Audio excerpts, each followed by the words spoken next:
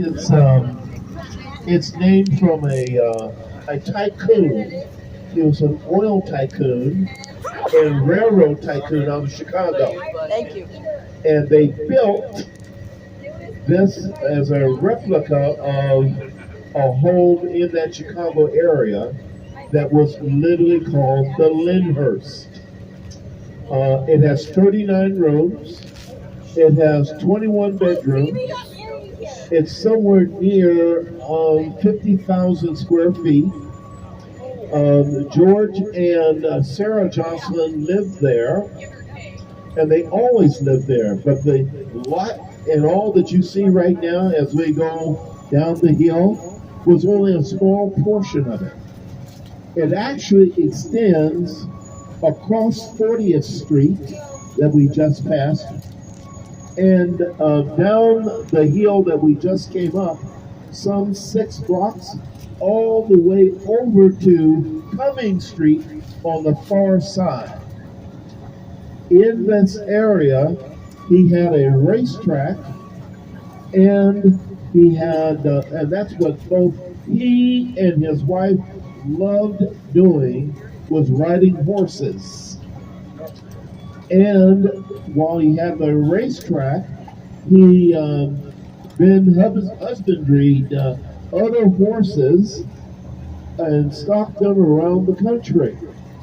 As I mentioned, one of the offsprings being Omaha and uh, his daddy, which it just escapes me again. You'll have to excuse me because I'm old. um, it's a horse gallop of the. Anyway, the baby, the daddy of the baby. We are in this area because this was an area that many of the families aspire to, living near the Jocelyn Castle. And you have Cathedral, which was an inspiration worldwide as a Catholic church. And with you being in near proximity to it, well, that meant you were very prosperous, I suppose. The houses that we're going by right now have been here since before the turn of the century. When I say the turn of the century, I'm talking about the 20th century, not the 21st, but the 20th century. So in the late 1880s, 1890s, etc. John McDonald and his son were architects that built the home that's on your right-hand side that looks like there's a connector between them, not this house, but right on the corner. Do you see it, Mr. Jones? That's it, right there. And they were the architects of the Jocelyn Museum. So, the Omaha Print Company was purchased through a stock purchase by George. When he first came to Omaha, he had $7.50 in his pocket. And from there, he was able to buy a failing print company. Well, what type of company was it?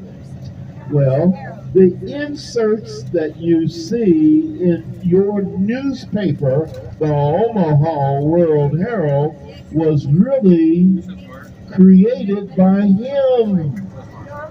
So it was for rural communities, and it was for the purpose that they could avoid having local stores. So they set up a print company to do inserts into the newspapers. It went to rural communities here in Nebraska, and then it went to they grew and got bigger and was throughout the Midwest. So it ended up going from Boston all the way to Utah. That's how he made his money. But he also made his money, he helped to create starch. Uh, did you know that we had finishing homes here in Omaha? And for you to have starch, listen, my mama had Niagara starch. Y'all know about Niagara starch? It's a liquid starch. And she would take my daddy's shirts and would soak them in the Niagara starch. Before they had electric irons, they had stone irons. Hold on a second.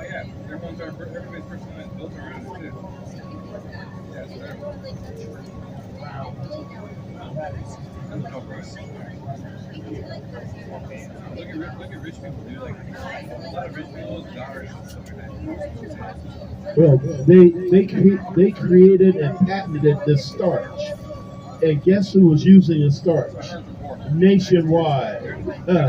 His product that he created. He was a really good entrepreneur. He also owned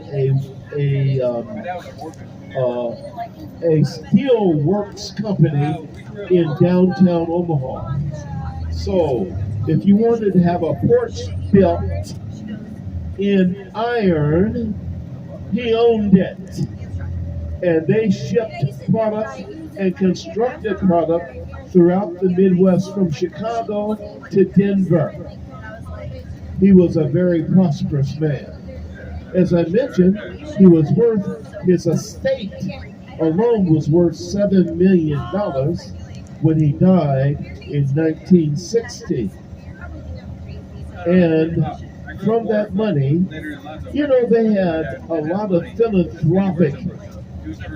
made a lot of philanthropic contributions. Let me tell you about one of them. The favorite one of George Johnson was the Fontanelle Home for the Aged. You actually know where it's at today. It's on Fontanelle Boulevard. Oh, wait a minute. How about the Child Savings Institute? It still exists today. Oh, what about Omaha College, that then became Omaha University? They were one of the first contributors in establishing higher education. Well, wait. Was there any others? They gave smaller contributions to hospitals here in the city. The Nebraska Humane Society. Matter of fact, both of them established it and wanted to see it thrive. The Humane Society. So, but the ultimate one was when he dies in 1916, and from his request, wanted her to buy these 4 lots on Dodge Street between 22nd and 24th Street. Everyone asked, what are you going to do with those lots? Well, she wanted some additional lots that was in that corridor as well. And there was another college by the Jesuits that also wanted that land. Well, she convinced them, because they had first right of refusal on the land. She said, I'll give you a contribution if you'll release that land to me. So they did, and in 1928 she chartered the design and development of a announced museum. Well, that museum then is built in 1931, and it's completed in September of 1933. You'll go to Parker Street. So from there, they brought in stone from Italy, primarily southern, Western Europe, primarily, the stone to establish this special location of an art museum as a contribution. And to this day, it thrives. And as you well know, for the last 2 years, it's been under renovation and just opened a month and a half ago for you to enjoy, of displays of art all over the world. Quite a contribution to us.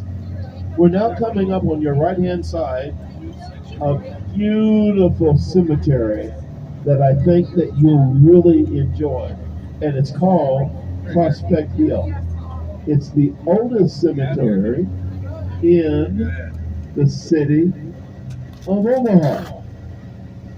And Scott's going to look to see if this gate is open or if this gate is closed. And we're going to go to the other gate, Scott. People buried there, I'm sure. Chain cutters. We get to keep this haunted house going this way.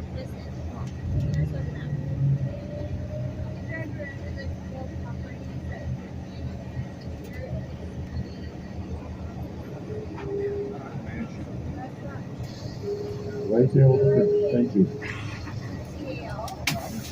We're going to be walking back in here. For those that don't want to walk, I'll come back and give you a little story in a little while. But those that are walking, I think you'll really enjoy.